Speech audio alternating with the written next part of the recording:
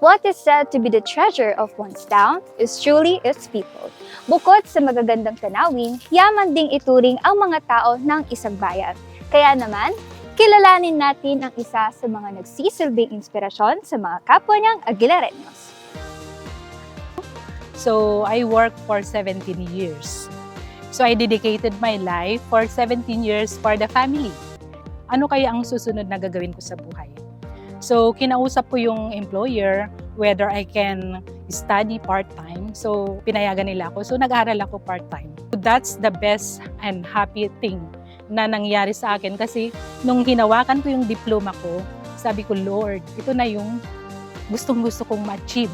Magkaroon ng isang diploma. Nung bata pa ako, hindi ko yun nagawa.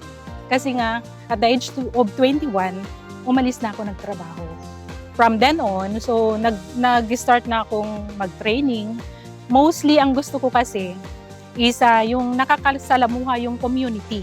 Kung saan ko talagang nararamdaman at nakikita yung mga tao. Aking prinsipyo sa buhay, you have to live for the moment. No? Live to the moment na kung ano yung kaya mong ibigay sa community, for the family, you have to do it now.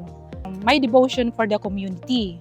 It's because I came from being a poor, no? So, nakikita ko yung mga parents ko, they have to till the farm.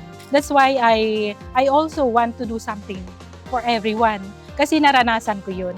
So, gusto ko ring maging lighten kung ano yung mga skills or mga nalalaman ko, gusto kong i-share sa kanila. Para sa ganun, kung ano yung na-share ko sa kanila, pwede rin nilang i-share sa kanilang family.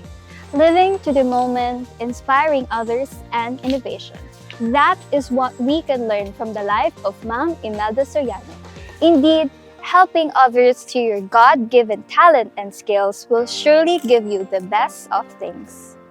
Tunay ngang talindot, Aguilar!